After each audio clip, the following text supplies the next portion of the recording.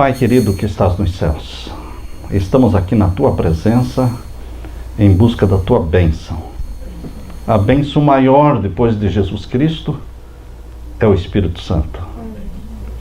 Jesus Cristo prometeu ao subir ao céu que daria o que de melhor Ele poderia dar, o Espírito Santo, para que estivesse conosco, fosse o representante de Jesus despojado da personalidade humana, para que pudesse estar presente em todos os lugares, em todos os tempos, com todas as pessoas, em todas as igrejas. Pai eterno, se presente através do Espírito Santo aqui. Amém. Ilumina-nos, Pai. Teus filhos têm estado orando e jejuando por 10 dias em busca da Tua graça, em busca deste batismo do Espírito Santo, algo não de vontade própria, mas algo oferecido pelo Senhor. Foi o Senhor que ofereceu. Nós não estamos pedindo nada mais daquilo que o Senhor falou, que está disposto a dar o Espírito Santo àqueles que lhe o pedirem. Derrama sobre nós o Espírito Santo pelos méritos de Jesus, nosso Senhor. Fala ao nosso coração através da Tua palavra neste momento. É em nome de Jesus que pedimos. Amém. Amém. Estes 10 dias de jejum e oração, irmãos, estão todos focalizando os eventos finais do livro, desse livro aqui, Eventos Finais. Então, nós vamos falar para vocês dentro do mesmo tema dos eventos finais, ok? Foi esse o pedido que nos fizeram. Falar sobre os últimos acontecimentos profetizados na palavra de Deus. Este é um tema que me agrada muito. Nós temos no YouTube 20 capítulos desse livro Eventos Finais, capítulo por capítulo. Tem lá os 20 vídeos. São 21 porque tem... o primeiro vídeo é a introdução do livro, não é capítulo nenhum. A introdução ao livro é um sermão que nós fizemos. O sermão de introdução e mais os 5 primeiros capítulos foram gravados na igreja de Fort Lauderdale. E depois os outros 15 capítulos foram gravados na igreja de Palm Coast. Então, quem quiser tem acesso de graça para assistir, para meditar, pegar o livro na mão, ir assistindo e acompanhando a leitura, os comentários. Vai fazer muito bem aqueles que quiserem. E hoje nós queremos falar para você sobre os últimos eventos proféticos que vão ocorrer na face da terra antes da volta de Jesus. Abra sua Bíblia em Daniel capítulo 12. Abra sua Bíblia em Daniel capítulo 12. E vamos ver o verso 4. Daniel capítulo 12 e o verso 4.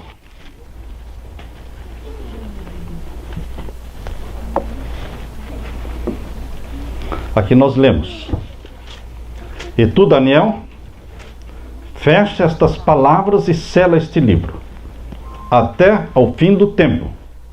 Muitos correrão de uma parte para outra, e a ciência multiplicará. O livro de Daniel, a parte final dele, foi uma profecia que Daniel mesmo não entendeu. Daniel não entendeu todas as profecias dadas para ele. Ele entendeu a profecia do capítulo 2, ele entendeu a profecia do capítulo 4, do capítulo 6, não é? Ele entendeu do capítulo 7, capítulo 8 ele não entendeu, das 2.300 tardes e manhãs. Ele também não entendeu a profecia, a maior de todas elas, que é o capítulo 11. A maior profecia do livro de Daniel é do capítulo 11. Daniel não entendeu. Será que a igreja de Deus está entendendo hoje a profecia de Daniel capítulo 11? Será que o livro de Daniel ainda é um livro selado, fechado, ou ele já foi aberto no Apocalipse? Porque o Apocalipse é um livro aberto. Daniel é um livro selado, fechado. Mas lá no Apocalipse nós encontramos um livro selado que é aberto. O livro selado com 7 selos, ele é aberto, e então é escancarado. É colocado acessível a todos os filhos de Deus. E queridos, o livro de Daniel está sendo aberto lá no Apocalipse. É para o tempo do fim. Aqui diz, fecha estas palavras e sela este livro até o fim do tempo. O fim do tempo começou em 1798, começou o tempo do fim. Quando acabaram os 1260 anos da supremacia papal da Idade Média. Quando no dia 10 de fevereiro de 1798, o general Berthier, general de Napoleão Bonaparte, invadiu Roma, prendeu o Papa Pio VI, levou-o preso para Valença, na França, e lá ele morreu com 82 anos de idade. Ali começou o tempo do fim. Ali, em 1798, começou a explosão evangelística no mundo. Porque 4 anos depois, 6 anos depois, em 1804, foi fundada a primeira sociedade bíblica no mundo. E o mundo foi cheio de Bíblias. A Bíblia começou a ser traduzida e colocada nos dialetos e nas línguas de todas as tribos e nações da terra. 1804, a primeira sociedade bíblica, da Inglaterra. 1816, a segunda sociedade bíblica, a americana. E assim, queridos, a Bíblia preencheu o planeta Terra. Por quê? Chegou o tempo do fim. E agora a Bíblia tem que ser estudada. As profecias têm que ser entendidas. Por isso está aqui, no verso 4. Até o tempo do fim. Quando foi preso o Papa, foi libertada a Bíblia. Que tal? Como é que eu posso afirmar isso? Com toda certeza, com absoluta segurança, eu digo, quando o Papa foi preso, a Bíblia foi libertada, porque a Bíblia estava na lista dos livros proibidos. Queimavam-se Bíblias e prendiam-se pessoas que liam a Bíblia. Mas agora, com a prisão papal, quebrou-se a supremacia papal e agora a Bíblia estava livre para ser impressa e distribuída no mundo todo. Amém. Por isso que surgiu os movimentos missionários. Os grandes missionários do mundo surgiram depois de 1798. China, Índia, África, enfim, o mundo foi invadido por missionários levando as boas novas da salvação em Jesus, levando Bíblias com eles, nesse período, quando começou o tempo do fim, depois de 1798. E foi nesse período que surgiu também o movimento adventista milerita e depois o movimento adventista do sétimo dia, a Igreja Adventista do sétimo dia. Por isso diz aqui, tu, Daniel, fecha estas palavras e sela este livro, até o fim do tempo. Muitos correrão de uma parte para outra, e a ciência se multiplicará. Queridos, aqui diz que haveria uma verdadeira explosão do conhecimento humano. A ciência se multiplicará. Será que esta parte da profecia também está se cumprindo? As invenções modernas, como iPhone, computadores, laptops, celulares, smartphones, iPod, iPad, colocou nas nossas mãos todas as bibliotecas do mundo. Eu tenho uma biblioteca de milhares de livros, mas hoje eu não preciso mais estar carregando. Eu tenho porque tenho, eu já trouxe comigo por décadas. Mas hoje as pessoas já não compram tantos livros. Por quê? Porque eles têm tudo no computador, tudo no iPad, tudo no iPhone. Eles acessam ali qualquer biblioteca, qualquer informação, qualquer livro do Espírito de Profecia. Enfim, irmãos, coisas caríssimas que nós comprávamos antigamente, coleções grandes, você acessa gratuitamente. Hoje o pastor tem que ter cuidado quando está pregando, porque hoje o povo não é ignorante. O povo tem o conhecimento na mão. Quando eu cito uma data, eu cito um nome, cito uma cidade, cito um acontecimento, um evento histórico, Eu vejo jovens, isso já aconteceu comigo, jovens já, eu vejo eles pegando já e buscando, e às vezes na saída ele diz, aquilo que o senhor falou é verdade, eu já confirmei lá. Ou a data que o senhor mencionou estava errada, o certo é tal dia. Queridos, hoje o conhecimento está acessível. Mas quando a Bíblia fala que a ciência se multiplicará, será que seria essa ciência somente? Não, queridos. Essa seria menos importante, porque a profecia estava especificamente falando da explosão da ciência profética, não da ciência tecnológica.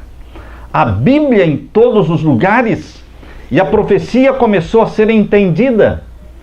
Em 1830, Guilherme Miller começou a estudar e depois começou a pregar, e em 1844 foi o grande movimento e o grande dia do desapontamento, 22 de outubro de 1844.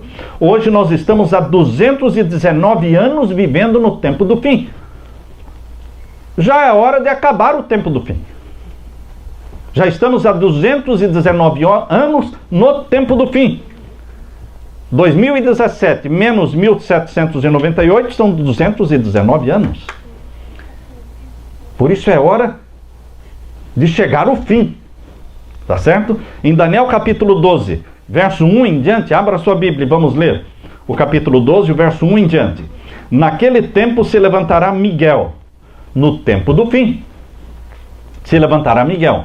Jesus Cristo voltaria no fim dos tempos.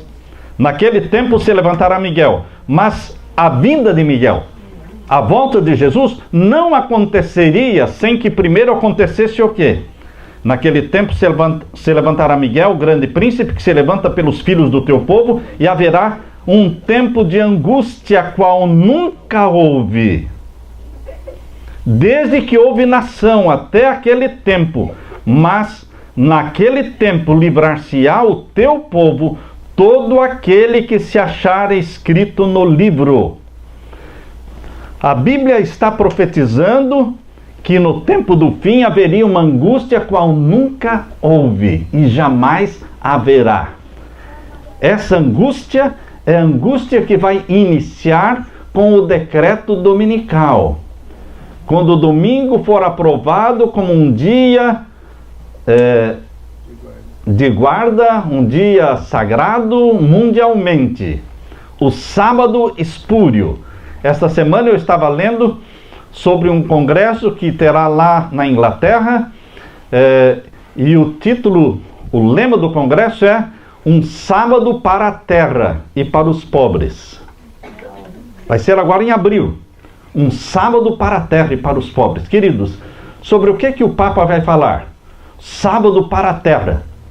Não é o 7º dia da semana? Ele vai mostrar o quê? O Sunday, o domingo, como sendo o sábado que a terra necessita. Assim como ele já fez na encíclica papal, Laudato Si, o 6º capítulo da encíclica papal está falando exatamente sobre a santificação do domingo.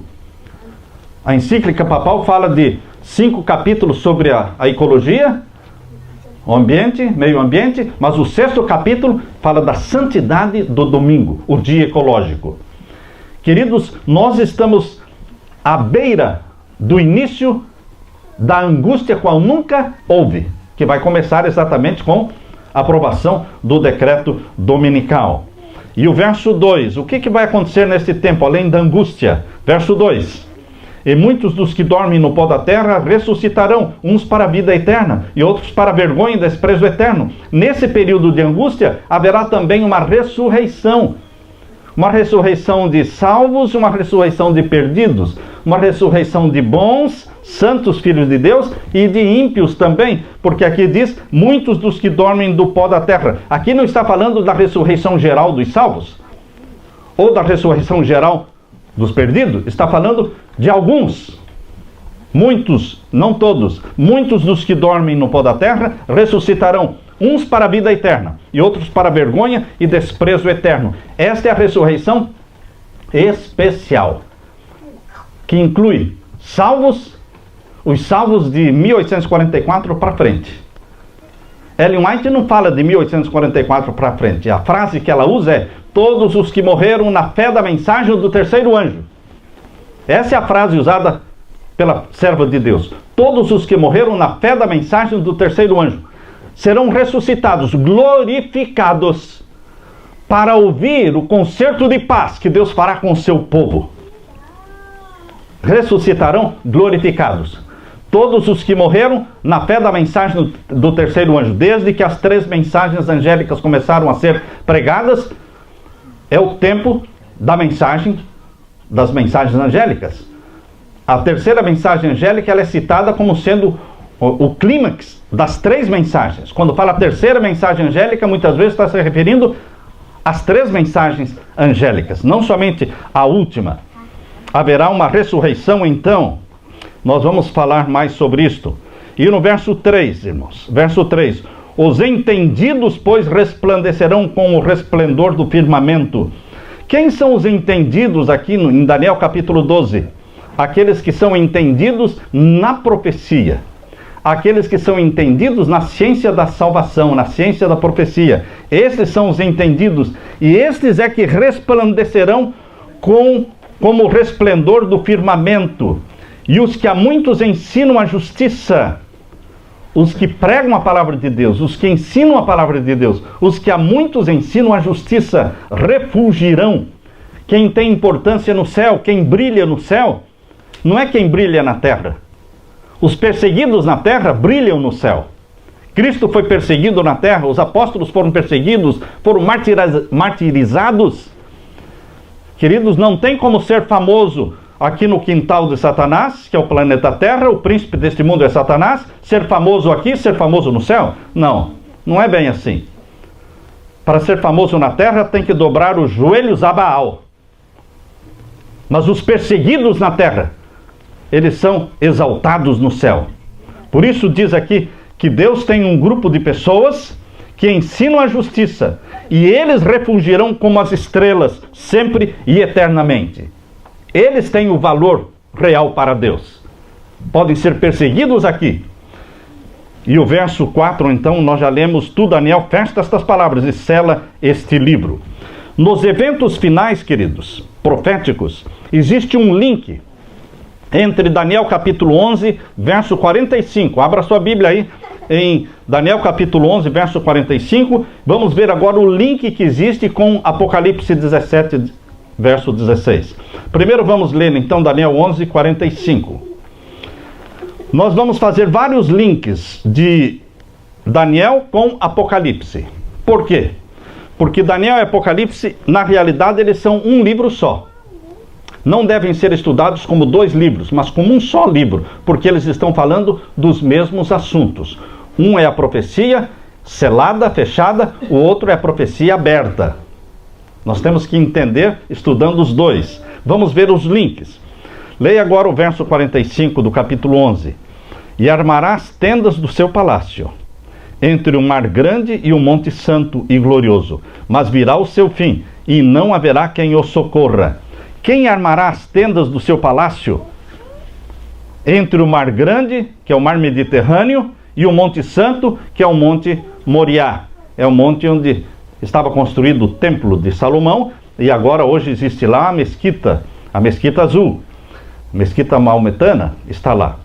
Queridos, quem armará? O rei do norte. O capítulo 11 vem falando sobre o rei do sul e o rei do norte. O rei do norte vencendo tudo e vencendo todos. Você, quando lê o capítulo 11, a partir aí do verso 30 em diante, a última parte do capítulo 11, do verso 30 em diante, fala da vitória avassaladora do rei do norte. Ninguém consegue subsistir em pé diante dele. Ele derruba tudo e todos, vence todos. Só vencendo, só prosperando. Tudo o que ele faz, prospera. O rei do norte é o Vaticano. Tudo o que ele faz, prospera. Ele é o anticristo. Ele está a serviço do mal, não a serviço de Deus. Não é a serviço de Deus. Queridos, há um engano total. O mundo está totalmente enganado quando pensa no Vaticano como sendo o trono da santidade. Não, não é o trono da santidade. É o trono de Satanás. É o trono de Satanás. É ali que Satanás se entronizou. Os jesuítas dizem que ali está o trono de Satanás. Interessante que a ordem dos jesuítas, a Companhia de Jesus, fundada em 1540, é a mais poderosa ordem católica, a ordem dos jesuítas. Existe um livro escrito pelo jesuíta Malachi Martin. Malachi Martin escreveu dezenas de livros, como The Key of This Blood, que é um livro sobre os três poderes que querem dominar o mundo. Ele escreveu também um livro sobre os jesuítas, escreveu outro livro sobre a entronização de Satanás no Vaticano. Ele dá o dia, dá a hora, dá o momento em que foi celebrada esta festa de entronização de Lúcifer no Vaticano. O próprio jesuíta escrevendo. Ele tem autoridade para escrever, porque ele sabe o que se passa lá. Este Malachi Martin, ele foi amigo de vários papas, ele foi confessor dos papas, então ele sabe o que ele está escrevendo. Então, queridos, o trono que está ali no Vaticano não é o trono da santidade, é o trono de Satanás. Ali se louva a Satanás. Na profecia do capítulo 11, o rei do norte é o Vaticano, é o papado. Tiago White já defendia este pensamento, dizendo que o rei do norte era o papado. Uriah Smith era contrário na interpretação do rei do norte. Uriah Smith, um dos pioneiros da igreja adventista, ele defendia que o rei do norte, de Daniel capítulo 11, era a Turquia. Mas já desde o começo, a maioria dos teólogos entende como sendo o papado. Quando você lê aqui no capítulo 11, irmãos, capítulo 11, verso 45, falando que o rei do norte vai armar as tendas do seu palácio entre o mar grande, que é o mar Mediterrâneo, e o Monte Santo, que está ali em Jerusalém, vai armar as tendas do seu palácio, mostra que ele vai ter domínio sobre aquela região. Ele vai governar aquela região. Ele vai ter domínio, ele vai ter supremacia ali. E aqui diz o finalzinho do verso 45, leia comigo. Mas virá ao seu fim, nesse tempo em que ele estiver dominando Jerusalém. Hoje Jerusalém pertence ao Estado de Israel. O Trump vai trazer a embaixada americana de Tel Aviv para Jerusalém. Por quê?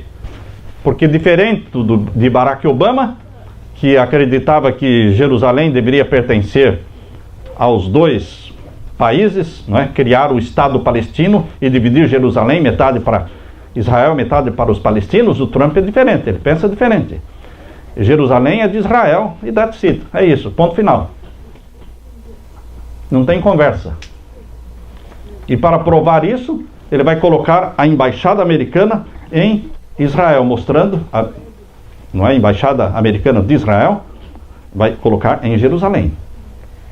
Ele já define a posição dele. Ele é amigo de Israel e quer defender Israel. Mas, queridos, a profecia diz que Israel vai cair nas mãos de quem? Do papado. O Estado de Israel vai ser dominado pelo papado. Por isso está dizendo aqui. E nesse tempo, diz aqui, mas virá ao seu fim. O rei do norte, o papado, terá um fim. Ele prosperou, prosperou e prosperou. Durante a Idade Média, houve a queda da ferida mortal, não é? Em 1798, quando o Papa foi preso, mas aí em 1929 ele começou a se tornar novamente famoso, com o Tratado de Latrão, e veio crescendo em popularidade, em poder no mundo, e hoje ele está no clímax do poder. Mas até quando vai esse poder? Até quando Deus quiser. Deus estabeleceu um prazo em que o papado vai ser derrubado para nunca mais se levantar. Por isso diz aqui, o finalzinho do verso 45 precisa ser entendido, irmãos. Mas virá o seu fim e não haverá quem o socorra. A primeira ferida mortal foi 1798, mas será? Isso está em Apocalipse capítulo 13. Abra sua Bíblia, em Apocalipse capítulo 13. Apocalipse capítulo 13 e o verso 3. Apocalipse capítulo 13 e o verso 3. E vi uma das suas cabeças como ferida de morte, e a sua chaga mortal foi curada, e toda a terra se maravilhou após a besta. Esta ferida mortal da prisão do Papa em 1798, ela seria curada, e começou a ser curada em 1929, com o Tratado de Latrão, restaurando o Estado do Vaticano. Em 1929, o Papa, que era só Papa, passou a ser rei. Em 1929, o Papa, que era só Papa, era somente um líder religioso, passou a ser também rei na terra. O mais poderoso rei da terra. O rei que todos honram. O Trump ainda não marcou nenhuma visita para o Vaticano. Todos os presidentes, quando se elegem, ou já antes da eleição, eles já estão com amizade com o Vaticano. Eles vão pedir a bênção, porque todos se curvam diante do Vaticano, porque é o mais poderoso rei da terra.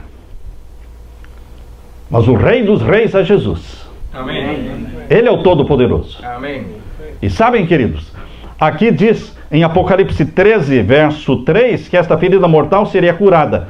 Mas nós lemos lá em Daniel 11, 45, dizendo que tem uma ferida que não será curada. Virá ao seu fim e não haverá quem o socorra. Esse fim do poder papal virá ainda no futuro. Primeiro vem o decreto dominical e vem um período de supremacia papal do tempo do fim. A última supremacia papal, quando todas as nações da terra vão adorar a besta e receber o sinal da besta.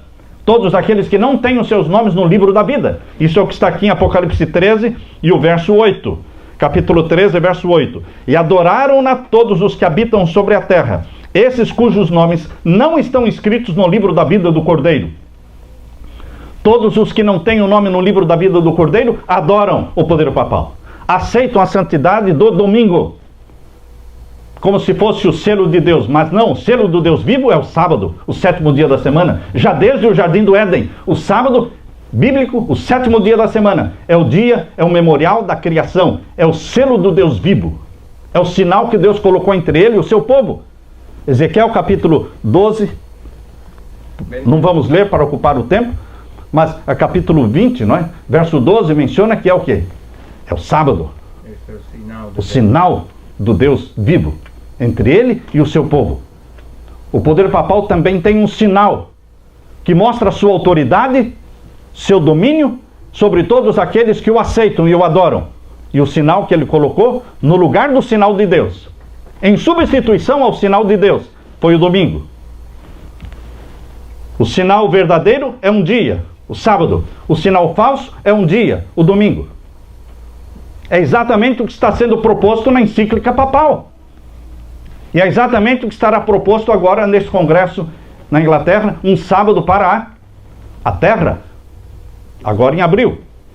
Queridos, aqui diz em Apocalipse 17, olha o link que existe entre Daniel capítulo 11 com Apocalipse 17 e o verso 16. Apocalipse 17, o verso 16. O link lá fala que o rei do norte será ferido de morte e não haverá quem o socorra. Mas isto está lá em Daniel. O livro de Daniel e de Apocalipse falam dos mesmos assuntos. Então, onde é que está esse texto no livro do Apocalipse dizendo que o rei do norte, ou seja, o papado, vai ser derrubado? Capítulo 17 e o verso 16. Capítulo 17, verso 16, diz assim: e os 10 chifres que viste na besta são os que aborrecerão a prostituta, e a porão desolada e nua, e comerão a sua carne, e a queimarão no fogo. Estão vendo aí? Primeiro, o papado recebe poder para reinar sobre as 10 supernações na terra. Vejam aí no capítulo 17 e o verso 12. Capítulo 17, verso 12. E os 10 chifres que viste são os 10 reis que ainda não receberam um reino. Por que não receberam um reino? Porque são 10 líderes mundiais que vão receber o reino, porque os reinos ainda estão sendo formados. São 10 reinos, vão ser 10 nações, supernações. Toda a terra estará dividida em 10 supernações. E esses 10 líderes vão dar o poder e autoridade para que o Papa reine sobre eles. Verso 13 diz assim, verso 13: esses têm o mesmo intento e entregarão seu poder e autoridade a quem? A besta, para que reine sobre eles. Porém, queridos, virá o momento em que esses 10 líderes mundiais vão se levantar contra o papado. Assim como a França se levantou contra o papado e derrubou o papado em 1798, esses 10 líderes que exaltam o papado durante a nova ordem mundial, durante a última supremacia papal, agora eles se levantam contra o papado e derrubam o papado. A supremacia papal do tempo do fim vai durar um curto espaço de tempo, chamado de 42 meses.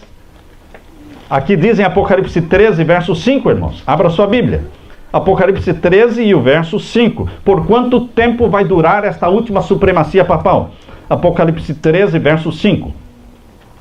Dentro do contexto do capítulo 13, que fala da ferida e aí fala da cura da ferida mortal, aí fala também quanto tempo ele vai dominar a terra no tempo do fim. Leia comigo, capítulo 13, verso 5. E foi-lhe dado uma boca para proferir grandes coisas e blasfêmias, e deu-se-lhe poder para continuar por 42 meses. Por quanto tempo? 42 meses. O que é isso? Muitos aplicam isso somente para a Idade Média. Nós não podemos tirar um texto fora do contexto, irmãos. Se você aplicar para a Idade Média, seriam 42 meses proféticos, 1260 anos. Mas se você aplicar para o tempo do fim, são 42 meses literais. É a última supremacia papal. E está plenamente dentro do contexto que ocorre após a cura da ferida mortal. A cura completa da ferida mortal ocorre com o decreto dominical. Começou em 1929, mas não terminou a cura ainda. Somente quando for aprovado o decreto dominical, mundialmente, é que estará realmente curada a ferida mortal, e ele terá um período de 42 meses. E neste período de 42 meses, o que é que ele vai fazer? Verso 6, irmãos. Verso 6, capítulo 13, verso 6. Abriu a sua boca em blasfêmias contra Deus. Ele age como Deus na terra. Aceita ser adorado, pretende perdoar pecados, pretende ter autoridade para mudar a lei de Deus, pretende ter um dia sagrado no lugar do dia de Deus, e pretende ter o direito de exercer um ministério terrestre de 3 anos e meio, porque Jesus exerceu um ministério terrestre de 3 anos e meio. O ministério terrestre de Jesus não passou de 3 anos e meio. Se o Cristo teve um ministério terrestre de 3 anos e meio, o anticristo também quer ter um ministério terrestre de 3 anos e meio, 42 meses, para cumprir a profecia. Nesse período ele perseguirá o povo de Deus. Veja aí o verso 7, capítulo 13, verso 7. Foi-lhe permitido fazer guerra aos santos. Teremos mártires nesse período de 42 meses. Mártires. Perseguição aos santos. Foi-lhe permitido fazer guerra aos santos, vencê-los, deu-se-lhe poder sobre toda a tribo, língua e nação. Mas, queridos, há um povo que faz frente. Há um povo que faz frente ao papado. E está no capítulo 14. O capítulo 14 mostra os únicos que ousam se levantar e pregar essa mensagem. Os únicos que ousam se levantar e não se dobrar diante do papado. Eles são chamados aqui no capítulo 14 de os 144 mil. Jesus Cristo disse: eu tenho um povo na terra. Eles não vão se dobrar diante do papado. E eles vão pregar as 3 mensagens angélicas. Que a terceira mensagem angélica é especificamente contra o papado. É condenando especificamente o sinal da besta. E mostrando o que vai acontecer para os que receberem o sinal da besta. Eu tenho um povo na terra que vai pregar esta mensagem. As 3 mensagens angélicas. São os 144 mil. Capítulo 14 é uma resposta ao capítulo 13. Capítulo 13 mostra a ação da besta na terra. A besta que subiu do mar, o papado. E a besta que subiu da terra, os Estados Unidos, da América do Norte. Como dominam a terra. O capítulo 14 mostra como o povo de Deus reage. Pregando as 3 mensagens angélicas e vivendo uma vida santa. Vivendo uma vida pura. Porque esta é a descrição dos 144 mil. Homens e mulheres santos ao Senhor, que têm o nome do Pai e o nome do Filho na sua testa. O nome de Deus aqui. Porque são santos ao Senhor. São pessoas desiludidas com a terra, mas são pessoas apaixonadas pelo céu. São pessoas desencantadas com este mundo, mas apaixonadas pelo novo céu e a nova terra. E eles só pensam no novo céu e na nova terra. E só pensam em preparar a igreja e um povo para a volta de Jesus. Este é o assunto do capítulo 14. Por isso diz lá no capítulo 14, aqui está a paciência dos santos. Não são os 20 milhões de adventistas, irmãos, que são chamados os santos de Deus. Porque 20 milhões é muito, não é? É muito. A Bíblia diz que esses 20 milhões pertencem a Laodiceia. E Laodiceia é estado de mornidão. Quem são aqueles que não estão mornos no meio de Laodiceia? Os 144 mil. Esses formam um grupo que foge da mornidão, que se vestem da justiça de Cristo, que têm os olhos ungidos pelo colírio do Espírito Santo e que possuem o ouro provado no fogo, que é o amor, é a fé que opera pelo amor. E eles pregam esta mensagem. A igreja adventista do 7º dia é a igreja de Deus, mas a igreja de Deus, a profecia diz, está morna. E você é convidado por Deus para sair da mornidão. É um marasmo espiritual. É todo mundo correndo atrás dos seus próprios interesses. Vocês estão durante 10 dias em jejum e oração em busca do Espírito Santo. E para recebermos a plenitude do Espírito Santo, nós temos que romper com os nossos pecados de cada dia. Não é só o pão de cada dia, irmãos. Existem os pecados de cada dia. Quais são os pecados de cada dia? Você sabe. São os pecados que você costuma cometer todo dia. Entra dia, entra mês e você continua praticando os mesmos. São as mesmas novelas, são os mesmos filmes, é a mesma comida, é o mesmo jeito, você levanta e acorda do mesmo jeito, sem Deus. Sem Deus. Muitos saem para o trabalho, como Ellen White fala no livro, creio que é no Patriarcas e Profetas, saem para o trabalho como o boi e o cavalo, sem nenhum pensamento em Deus e no céu. Os filhos de Deus não podem sair, não podem se levantar como um animal que nem pensa em Deus e nem no céu. Os filhos de Deus vão cedo para a cama. Se você dorme tarde, irmão, você já está se desqualificando para ser filho de Deus. Essa pega muita gente. Infelizmente, eu tenho que falar isso. Porque tem gente que fala assim para mim: pastor, eu sou de dormir tarde, depois da meia-noite. Ah, é? E é simples assim? Você acha que está certo? Não. Se não está certo, está errado. Se está errado, você tem que mudar. Porque o nosso corpo precisa de repousar cedo. Para levantar cedo. Você tem que levantar no mínimo 1 hora antes das crianças. No mínimo 1 hora antes das crianças. E crianças acordam 6 da manhã. Nós temos crianças, temos netos. Eu sei que horas as crianças acordam. Se você quer ter comunhão com Deus, sem pressa, para louvar, para adorar a Deus, para estudar a tua Bíblia, para consagrar a tua vida e a vida da tua família a Jesus Cristo, você tem que levantar pelo menos 1 hora antes das crianças, porque depois que as crianças levantam, não dá, irmãos. Simplesmente não dá. Eu estou falando com autoridade porque eu tenho netos, e depois que os netos levantam, não posso fazer mais nada. Não dá para fazer. Mas para levantar 1 hora antes das crianças, nós temos que ir cedo para a cama. Nós colocamos as crianças na cama às 7h30, irmãos. 7h30 as nossas crianças estão na cama. That's it. Não tem mais. 7h30. E nós, os pais, planejamos ir para a cama que horas? 9, 9h30. É muito cedo. Muito cedo para quem vai levantar às 8, às 9 da manhã. Mas para quem vai levantar às 5 da manhã, não é muito cedo. Porque você tem que dormir quanto? 8 horas. Pelo menos 7. Temos que deitar cedo. Não dá para você marcar um filme para assistir sábado à noite. Porque você vai entrar madrugada.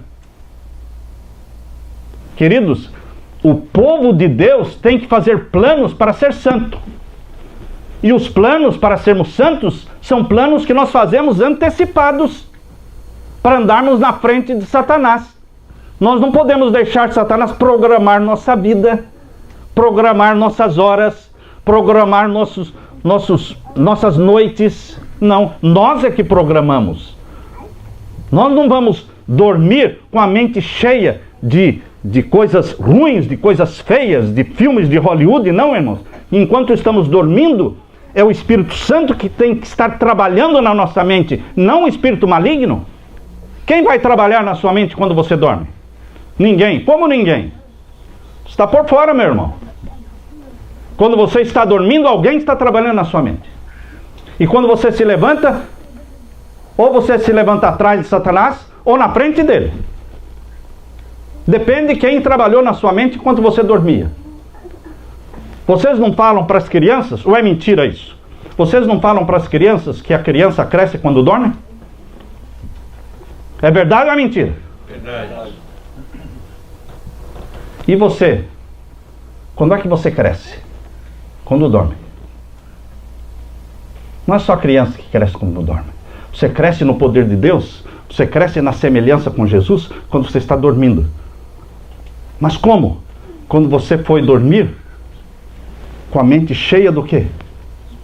Do Espírito Santo, da palavra de Deus, da paixão por Jesus. Então, quando você dorme, o Espírito Santo tem tempo de sobra para trabalhar, para fazer o download celestial, baixar esse arquivo pesado da mente de Jesus para a tua mente, para o seu HD, para que você levante pensando como Jesus, para que você acorde agindo, tendo sentimentos de Jesus. Agora, se o Espírito Santo não está trabalhando na nossa mente enquanto dormimos, irmãos, outro Espírito vai estar trabalhando. Nós acordamos nervosos, atrasados, ofendendo pessoas, não temos tempo de comer, não temos tempo de fazer o culto com a família, manda alguém fazer, ó, você faz, aí eu não posso. Não é assim que nós vamos para o céu. E não é assim que vamos levar a família para o céu. Os santos de Deus, irmãos, que vão fazer frente ao papado, pertencendo aos 144 mil, são pessoas que planejam a santificação. Eles querem e eles fazem planos para crescer na santificação. O link, queridos, que existe entre Daniel e Apocalipse mostra que agora, no tempo do fim, no final da supremacia papal de 42 meses, o papado será derrubado para sempre. Capítulo 17, então, capítulo 17, verso 16. E os 10 chifres que viste na besta, esses 10 chifres foram quem? Exaltaram a besta. Deram todo o poder e autoridade para a besta dominar o mundo, conforme o capítulo 17, verso 12 e 13. Mas no verso 16 diz que eles vão se levantar contra a prostituta e vão derrubá-la, e vão queimá-la e comer a sua carne. É o fim. É a queda de Babilônia. O caiu, Babilônia. O povo de Deus tem que sair dela antes. Agora, queridos, nós vimos o link entre Daniel 11:45 e Apocalipse 17, verso 16.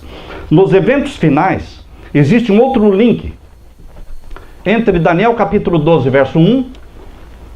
Leia aí em Daniel capítulo 12, verso 1. Vamos ver o próximo link que existe. Daniel capítulo 12, verso 1. E naquele tempo se levantará Miguel, o grande príncipe, que se levanta pelos filhos do teu povo. E haverá um tempo de angústia qual nunca houve. Você não pode jogar essa angústia qual nunca houve para o passado. Porque aqui diz, como nunca houve, jamais haverá. E todos nós sabemos que a angústia que vem pela frente vai ser a maior de todas. Então não está falando da Idade Média, está falando do futuro. Agora, a serva de Deus, Ellen White, ela faz um link entre Daniel capítulo 12, verso 1, com Mateus capítulo 24. Vamos ver então, Mateus capítulo 24. Mateus capítulo 24 e o verso 21 e 22. Vejam, lá fala de uma angústia qual nunca houve e jamais haverá. E aqui nós lemos a mesma frase. Por que a mesma frase? Porque está falando da mesma angústia. Leia comigo, Mateus 24, verso 1, 21 e 22.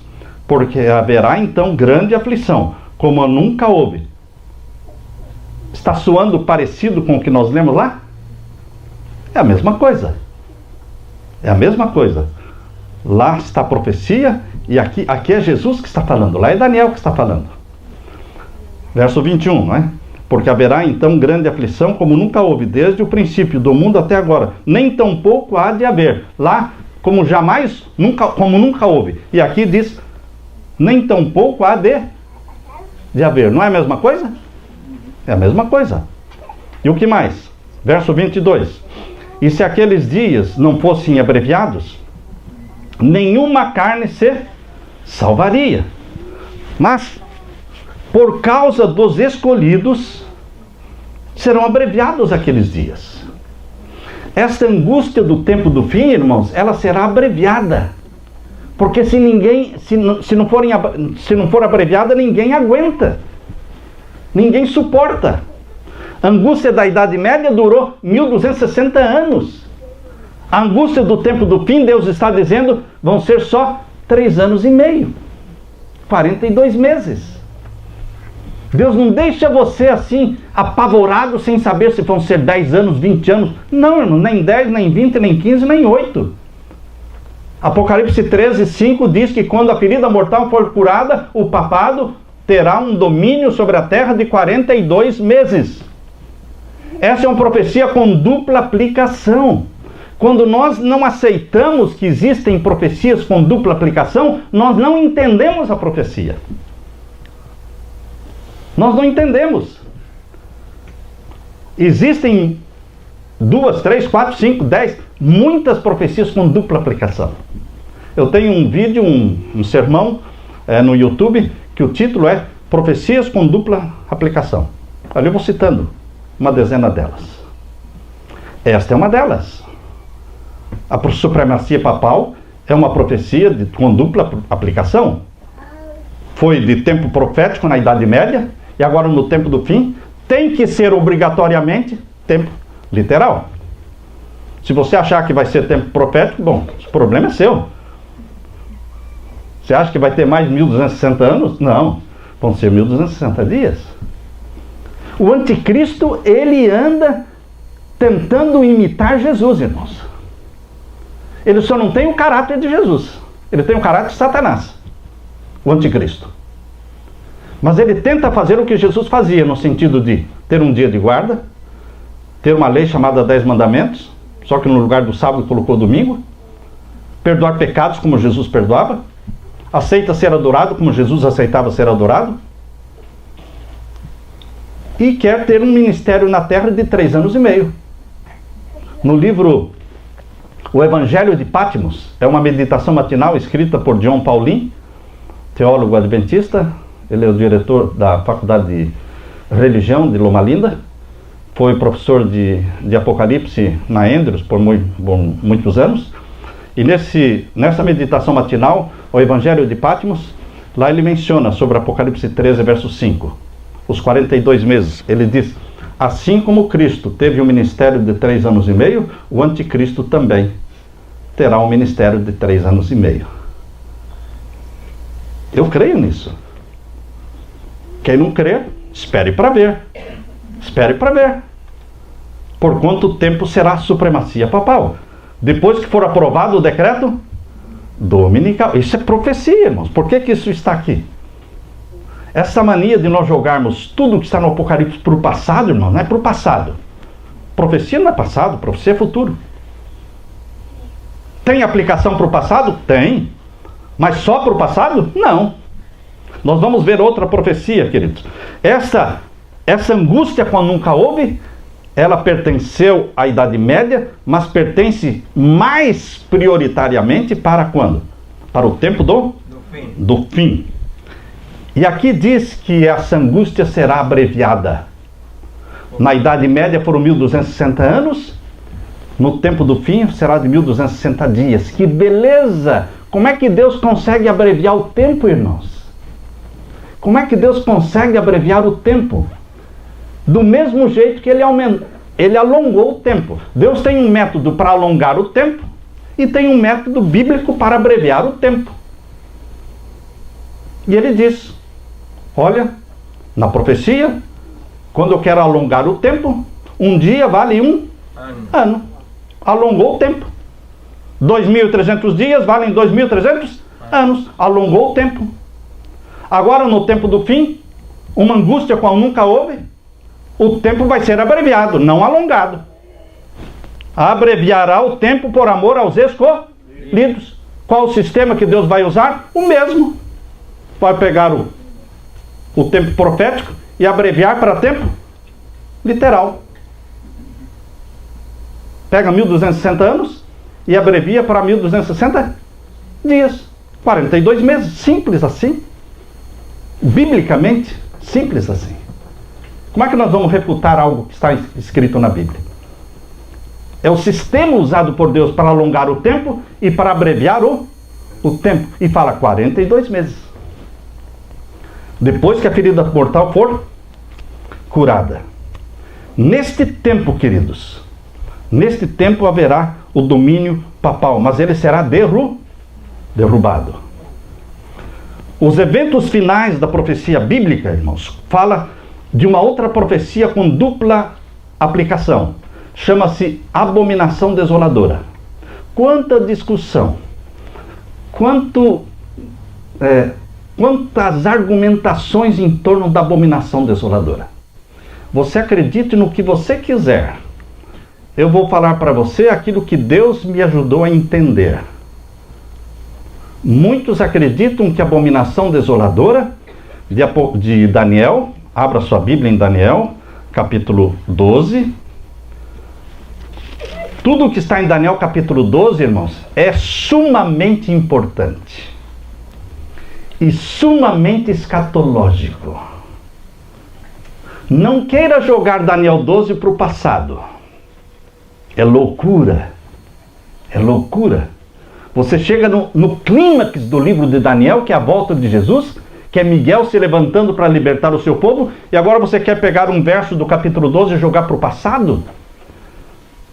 Se o contexto do capítulo é escatológico, a minha consciência não permite que eu faça isso. Não consigo. E aqui diz no capítulo 12, verso 11: desde o tempo em que o contínuo for tirado. Contínuo é a contínua intercessão de Jesus. O contínuo é a contínua intercessão de Jesus no santuário do céu. Já não se fala mais do santuário da terra, foi destruído no ano 70. Para nós só existe o santuário do céu, onde Jesus intercede continuamente. O Vaticano destrói o santuário do céu, irmãos, instituindo um contínuo na terra. Qual é o contínuo que foi estabelecido pelo papado na terra? Existe um sacrifício de um cordeiro, a morte de Jesus diariamente na terra, sendo efetuada através das missas. Porque eles acreditam que aquele pão se torna o corpo real e literal de Jesus, e aquele vinho que o padre bebe, inclusive é alcoólico, que representa o sangue, não que representa, mas que é o sangue de Jesus, literalmente. Ou seja, é um sacrifício literal de Jesus cada dia. Ou seja, essa intercessão que o Padre faz, perdoando pecados e sacrificando o Filho de Deus, é um falso contínuo, destruindo a doutrina do santuário celestial, escondendo a intercessão de Jesus no santuário celestial. O Vaticano tem interesse em destruir o santuário celestial e a intercessão contínua de Jesus. E aqui diz, olha, desde o tempo em que um contínuo for tirado e posta a abominação desoladora dos últimos dias, irmãos. Daniel capítulo 12 está falando dos últimos dias. É o decreto dominical. A aprovação da lei dominical é a abominação desoladora dos últimos dias. Não tem algo mais abominável aos olhos de Deus do que anular a lei de Deus na terra. Quando a lei de Deus for anulada na terra, instituído mundialmente o domingo como dia forçosamente santo para ser guardado, a lei de Deus terá sido abolida da terra. Estabelecida a abominação desoladora dos últimos dias. A abominação desoladora sempre tem ligação com Roma, irmãos. Não existe abominação desoladora fora de Roma. A profecia gira em torno do Cristo e do Anticristo, e o Anticristo tem o trono em Roma. A abominação desoladora diz respeito a Roma. A primeira tem dupla aplicação, a abominação desoladora. Nós lemos aqui em Daniel capítulo 12, e agora vamos ler em Mateus capítulo 24, verso 15. Abra a sua Bíblia. Mateus 24, verso 15. Profecias com dupla aplicação, diz aqui. Leiam comigo, verso 15. Quando, pois, virdes a abominação da desolação, da qual falou o profeta Daniel. Está todo mundo na mesma página? Nós estamos falando aqui da abominação desoladora, da qual falou Daniel. Não foi Pedro, não foi Moisés. Foi Daniel. É a mesma profecia. Quando, pois, virdes que a abominação da desolação, da qual falou o profeta Daniel, está no lugar santo, quem lê, atenda. Então os que estiverem na Judéia fujam para os montes, e quem estiver sobre o telhado não desça a tirar coisa alguma da sua casa, e quem estiver no campo não volte atrás a buscar seus vestidos. Jesus está falando aqui do que, irmãos? Eu não vou falar porque está muito claro. Você sabe. Do que Jesus está falando aqui? Quando... E os que estiverem na Judéia fujam para os montes, e quem estiver no telhado não desça a tirar, e quem estiver no campo não volte. Está falando do quê? A destruição de Jerusalém a 70. Exatamente. É isso que Ellen White fala nesse livro aqui, O Grande Conflito. Agora nós vamos abrir aqui o Grande Conflito, na página 25. O primeiro capítulo desse livro, O Grande Conflito, é aterrador, irmãos, porque conta como Jerusalém foi cercada e como 1 milhão de judeus, mais de 1 milhão de judeus, foram mortos dentro de Jerusalém. Como é que eles passaram fome? Como é que eles comiam as correias das sandálias? Como é que eles começaram a matar mães matando os próprios filhos e comendo? Hoje eu como o teu filho e amanhã você come o meu. E as mães trocavam os filhos e comiam os próprios filhos. Tal era a fome dentro de Jerusalém, durante o cerco de Jerusalém. Está aqui no capítulo 1 do Grande Conflito. Leia esse livro. Mas não pode ler uma vez só, nem duas. Você tem que ler várias vezes esse livro. Quem quer entender a profecia, irmãos, lê esse livro várias vezes, riscando, até rasgar o livro, de tanto que você riscou. Esse primeiro capítulo explica a destruição de Jerusalém, que aconteceu no ano 70. E aqui no verso, na página 25, irmãos, diz assim: a profecia que ele proferiu, falando de Mateus 24, que nós lemos aqui, capítulo 24, verso 15 em diante. A profecia que Jesus proferiu era dupla em seu sentido. Tem profecia com dupla aplicação ou não tem? Lógico que tem. Dupla aplicação. A profecia que ele proferiu era dupla em seu sentido. Ao mesmo tempo em que prefigurava a destruição de Jerusalém, representava igualmente os terrores do último grande dia. Quais são os terrores do último grande dia, irmãos? Se eu quero entender os terrores do último grande dia, eu tenho que entender os terrores do cerco de Jerusalém. Quem provocou os terrores do cerco de Jerusalém? Roma. Roma. Sempre Roma. Quem vai provocar os terrores do último dia? Roma. Roma. Sempre Roma. Roma não muda, irmãos. Roma não muda. Muitos protestantes estão aí agora planejando celebrar o fim do protestantismo. Dia 31 de outubro de 2017 completam 500 anos de protestantismo. Um protestantismo que já não protesta contra nada, irmãos. Não existe mais protesto. O ecumenismo juntou tudo. Igreja católica, igrejas evangélicas e protestantes estão todas juntas, santificando o domingo. E vão ter uma festa de celebração em Roma, dia 31 de outubro deste ano 2017, para provar que não existem mais protestos. A religião é uma só, todos estão unidos. Eu acho que estão mesmo, né, irmãos? Eu acho que estão mesmo. Eu não quero, não é? Eu não vou nessa. Mas, em nome da liberdade religiosa, que nós temos que ter amizade com todo mundo, nós como igreja estamos nos ajuntando, entende? Nos ajuntando, fazendo visitas ao Vaticano, fazendo união das igrejas. Não é papel nosso, irmãos, fazer união de igreja. O nosso papel é pregar a profecia.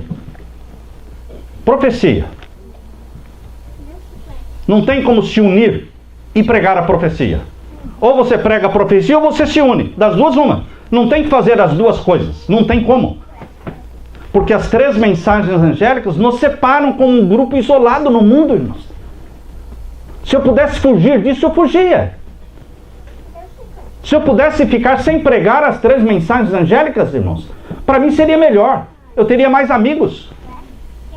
Menos oposição. Mas não dá. Deus me forçou a pregar isso. Deus falou, você prega, e você prega. Deus, quando chama, Ele dá ordem e a gente tem que obedecer.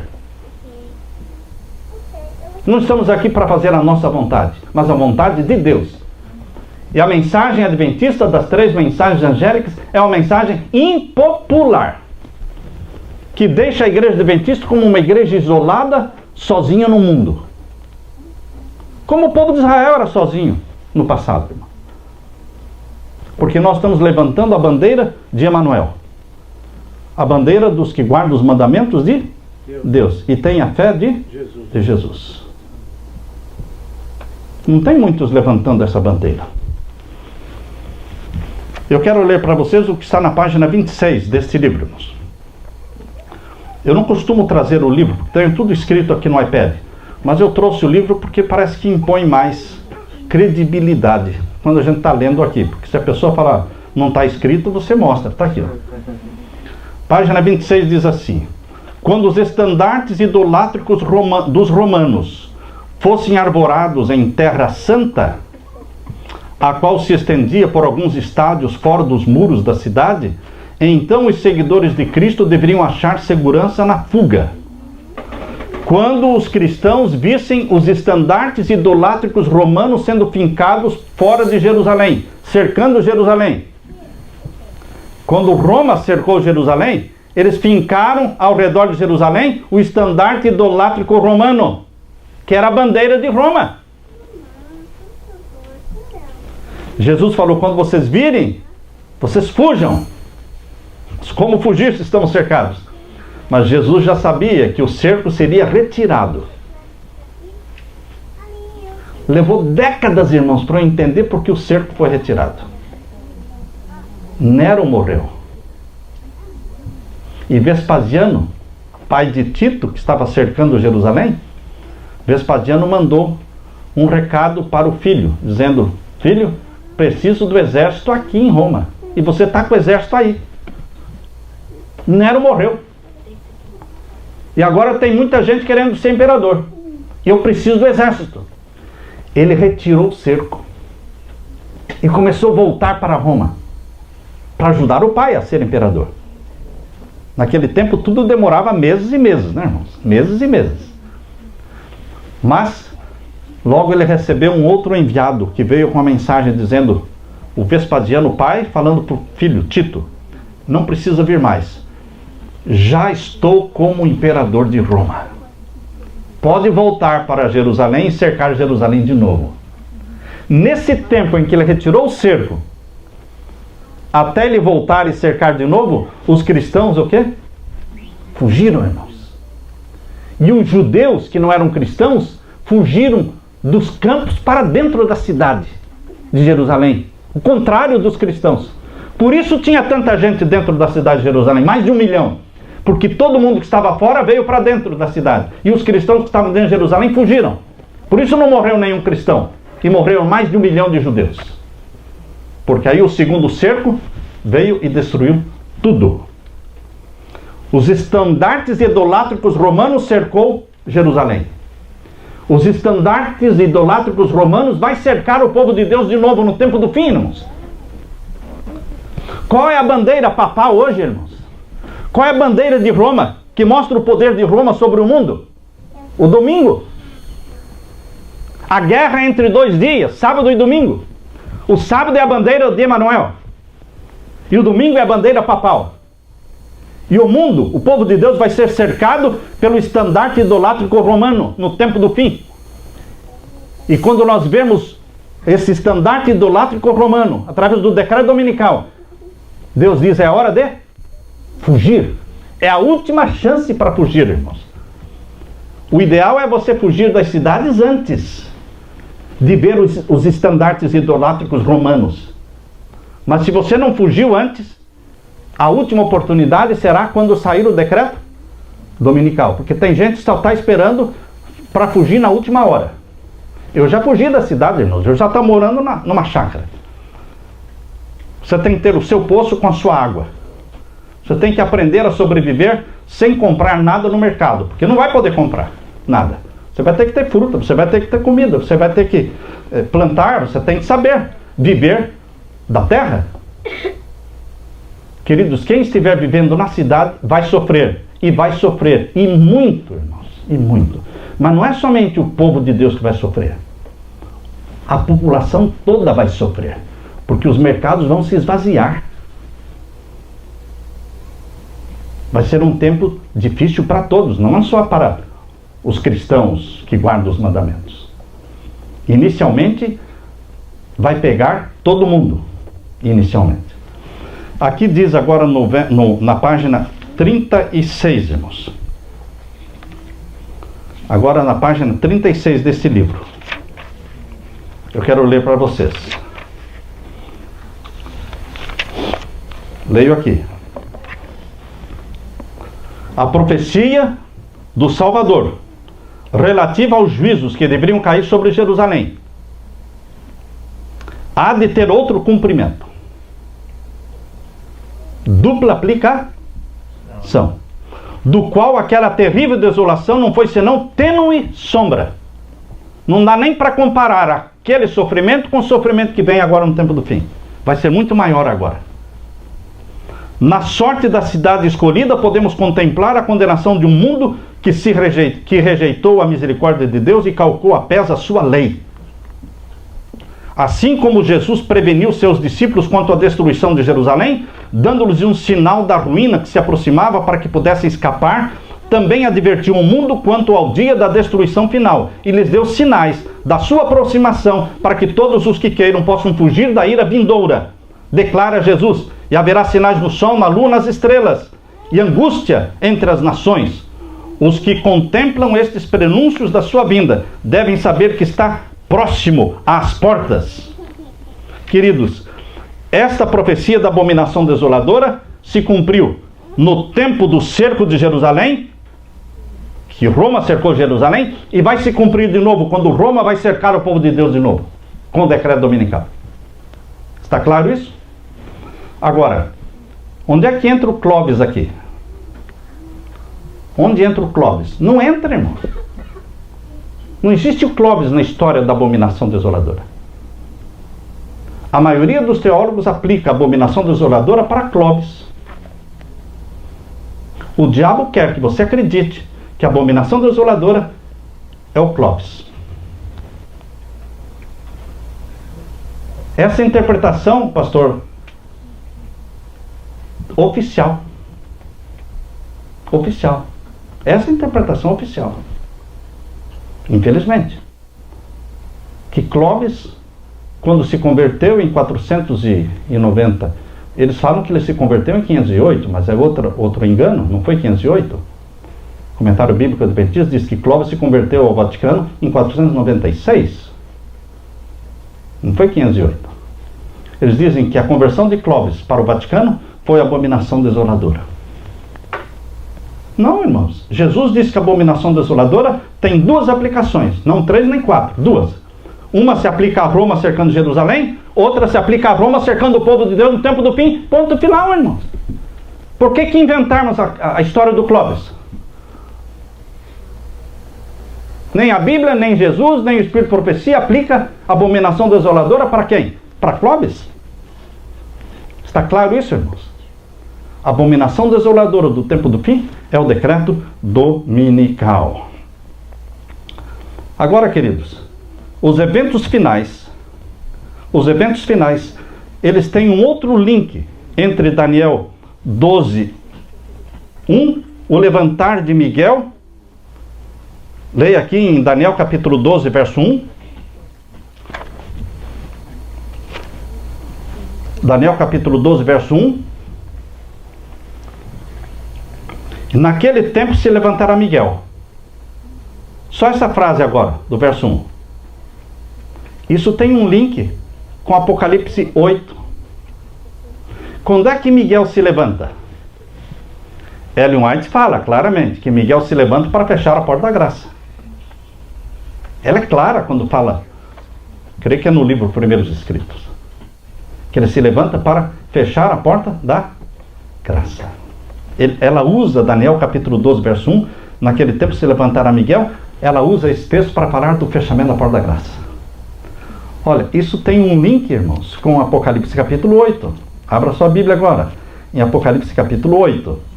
Porque Apocalipse capítulo 8 está falando exatamente sobre o fechamento da porta da graça. O fechamento da porta da graça é um tema. Você não encontra essa expressão na Bíblia, fechamento da porta da graça. Pode procurar, você não vai encontrar. Essa é uma expressão adventista, muito conhecida na igreja. Quando você fala fechamento da porta da graça, todo mundo sabe o que é. Mas vai procurar essa frase na Bíblia, não tem.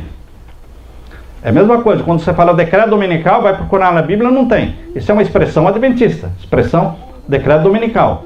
O que a Bíblia fala é sinal da besta. Isso a Bíblia fala, que é o decreto dominical. Agora, fechamento da porta da graça, a frase não existe, mas a Bíblia usa uma outra frase para falar do fechamento da porta da graça. Leia agora capítulo 8 de Apocalipse. Capítulo 8 e o verso 5. Capítulo 8, verso 5.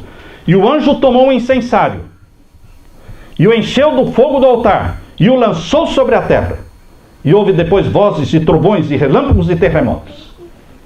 Isso é fechamento da porta da graça. O lançar do incensário sobre a terra. Essa é uma expressão bíblica, usada por Ellen White. Ela usa isso no Primeiros Escritos, página 229, irmãos. Primeiros Escritos, página 229, ela usa o texto de Apocalipse 8, verso 5, quando Jesus lança o incensário sobre a terra e diz, está feito. Permaneça o ímpio na sua impiedade, e permaneça o santo sendo santificado. Jesus não intercede mais, porque ele lançou o incensário sobre a terra. Vejam o link, Daniel 12, 1, Miguel se levanta para libertar o seu povo. É o link com o fechamento da porta da graça de Apocalipse 8, verso 5, quando Jesus lança o incensário sobre a terra e vai fechar a porta da graça. Capítulo 8, verso 1 a 5, irmãos, está dentro do sétimo selo. O sétimo selo é o fechamento da porta da graça. O primeiro selo dá início ao juízo celestial, e o sétimo selo dá fim ao juízo celestial, fechando a porta da graça. O primeiro selo abre o selamento do povo de Deus, o sétimo selo fecha o selamento do povo de Deus. Selamento é selar a pessoa para a vida eterna ou para a condenação eterna. Morte ou condenação. Por isso são 7 selos. São 7 fases no juízo celestial. Por que Deus faz o juízo celestial em 7 fases? Porque Ele trabalha em ciclos de 7. Quando você chegar no céu, você pergunta: vem cá, Jesus, querido Jesus, me explica só isso. Por que tudo tinha que ser 7? 7 trombetas, 7... A história da igreja o Senhor contou em 7 igrejas. O juízo celestial o Senhor contou em 7 selos. 7 dias de criação. E Jesus vai dizer para você, é tudo em ciclos de 7. Porque Deus trabalha em ciclos de 7. Queridos, o 7º selo é o fechamento da porta da graça. Abrindo então as 7 trombetas. As 7 trombetas, elas se abrem e começam a ser tocadas no 7º selo. Não antes, nem depois, no 7º selo. Na 7ª igreja, começou o juízo. Primeiro selo aberto. Segundo selo. O primeiro selo começou a ser aberto no tempo da 7ª igreja. E as 7 trombetas só vão começar a ser tocadas no 7º selo. Deus é organizado, irmãos. Deus não faz a coisa bagunçada. O que der tá bom, se não der tá bom. Não, não. Deus escreve tudo em sequência, irmãos. E está escrito na profecia. Aqui diz que as 7 trombetas só vão começar a ser tocadas depois que Jesus lançar o incensário sobre a terra no 7º selo. Vamos ler esse verso? Capítulo 8, versos 5 e 6. Versos 5 e 6. E o anjo tomou o incensário e o encheu do fogo do altar e o lançou sobre a terra. E houve depois vozes, trovões e relâmpagos e terremotos. E o verso 6. E os 7 anjos que tinham as 7 trombetas prepararam-se para tocá-las. Somente depois que lançou o incensário sobre a terra e parou de interceder, fechou a porta da graça, não tem mais intercessão. Quem está salvo, está salvo. Quem está perdido, está perdido. E então vem as destruições das 7 trombetas. Não antes. Simples, queridos. Agora, em Apocalipse capítulo 12, irmãos, capítulo 12, tem um outro link. E esse é o último que nós vamos fazer. Capítulo 12, vamos ver então o verso 2 de Daniel, capítulo 12. Daniel, capítulo 12 e o verso 2. É a ressurreição especial. Essa ressurreição especial já deu muita discussão, irmãos. Porque há pessoas que não acreditam nisso.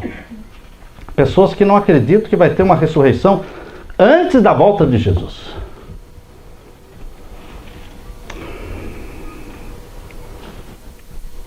Todos acreditam na ressurreição na volta de Jesus. Lógico, a Bíblia diz, a ressurreição geral dos salvos. Na volta de Jesus. É a ressurreição dos ímpios no final dos 1000 anos. Está em Apocalipse capítulo 20. Agora, tem uma ressurreição antes da volta de Jesus. Eles dizem, isso é coisa adventista. É coisa adventista mesmo.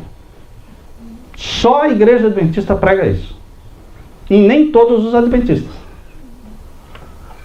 Vamos ler? Capítulo 12, verso 2.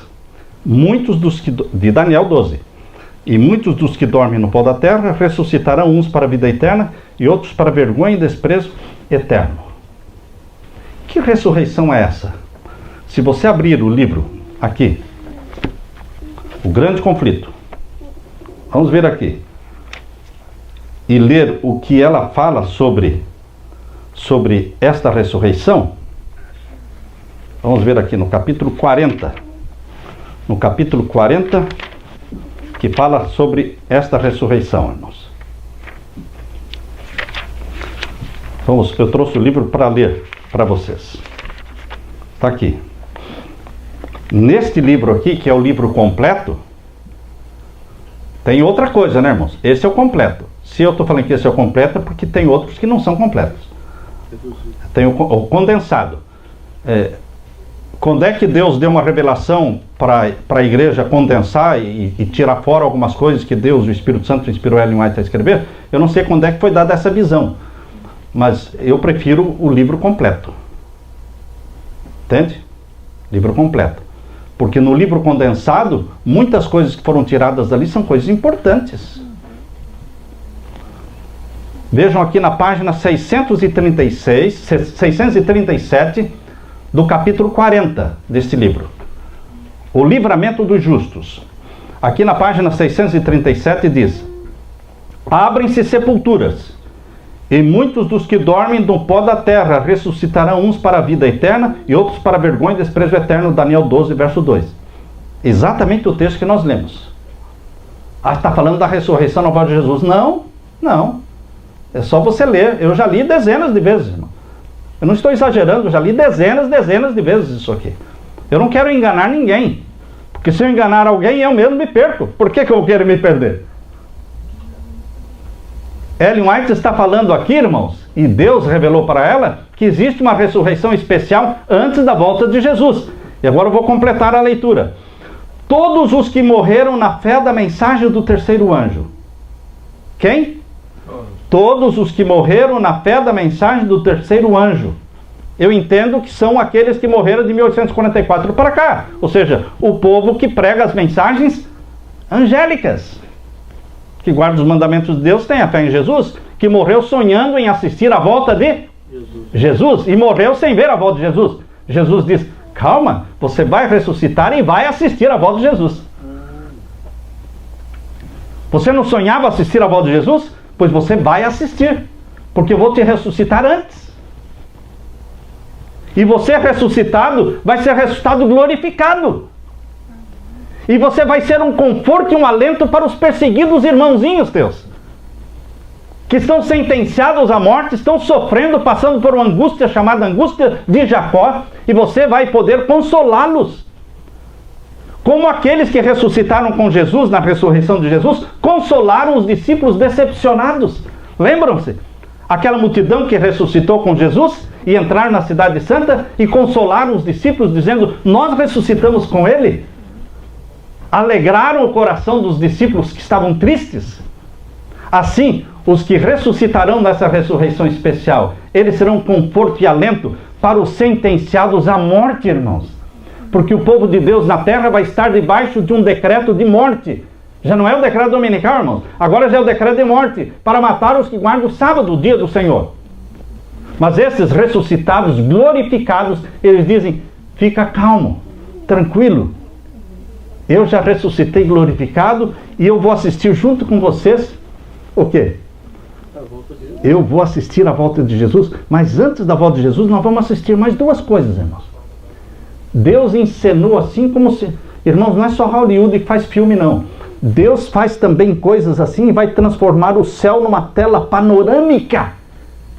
Vai ser um cinema assim, uma tela panorâmica, e Deus vai estampar no céu a lei dos 10 mandamentos. Amém. A mão de Deus vai abrir as 2 tábuas de pedra. E esses ressuscitados glorificados, juntamente com o povo de Deus perseguido e sentenciado à morte, eles vão olhar para o céu e vão ver a lei. Os ímpios também vão ver a lei dos 10 mandamentos. Mas e quem não quiser ver? Quem não quiser ver, terá que ver. Todos os ímpios terão que ler os 10 mandamentos, irmãos. Isso é forçoso, não é opcional. Os salvos de Deus leem os mandamentos com alegria e regozijo, e os ímpios com tristeza e terror, porque eles pisaram aquela lei, desprezaram aquela lei. É ali que eles vão se revoltar contra os líderes religiosos deles, que os enganaram.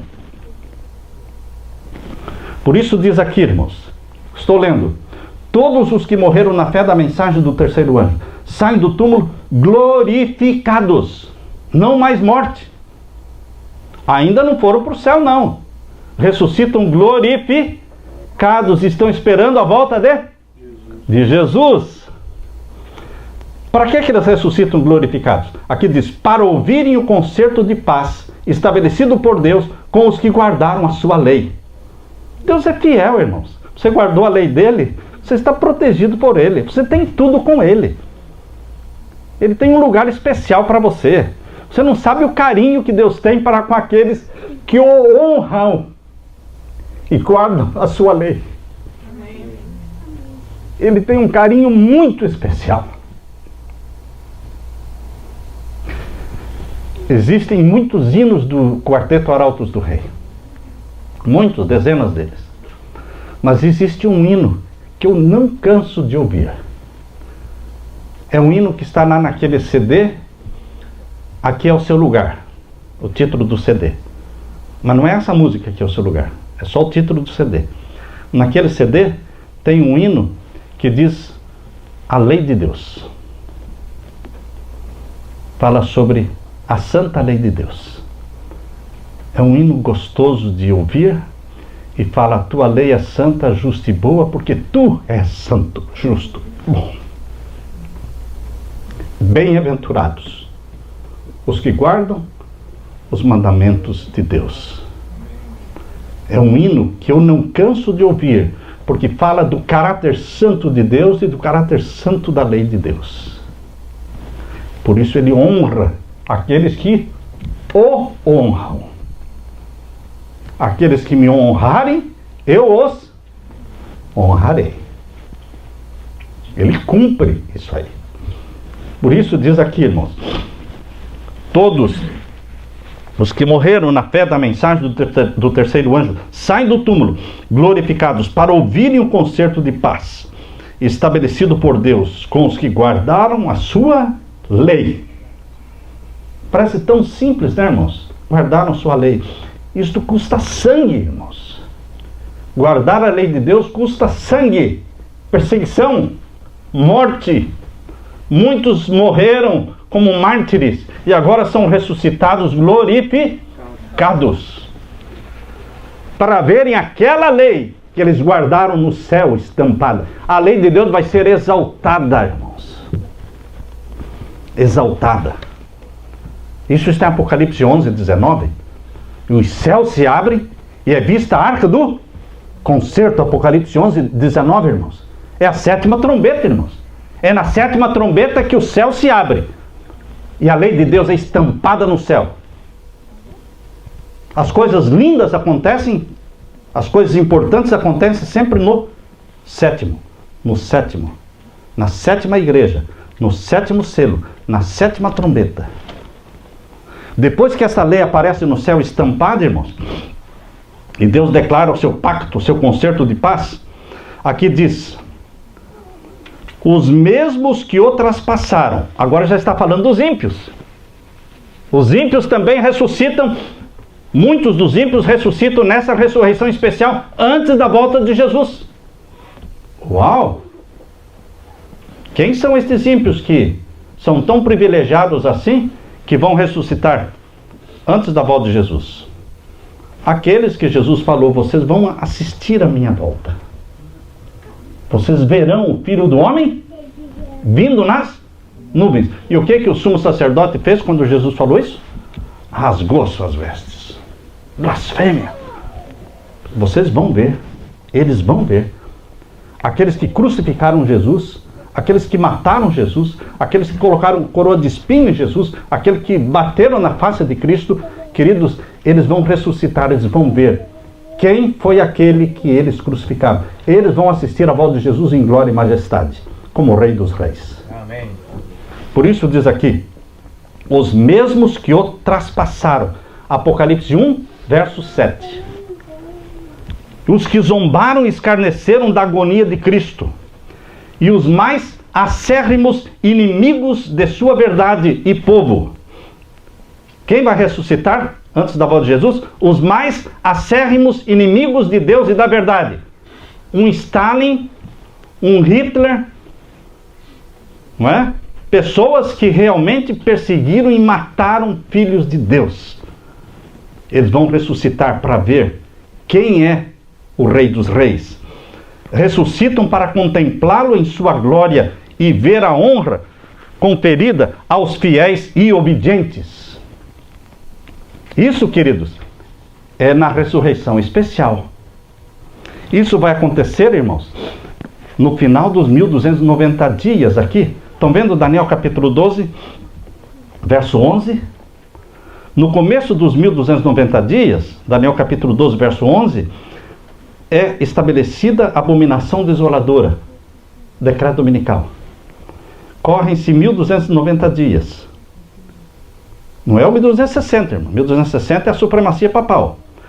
Junto com os 1260 está correndo também outra profecia de 1290 dias, porque são 30 dias a mais.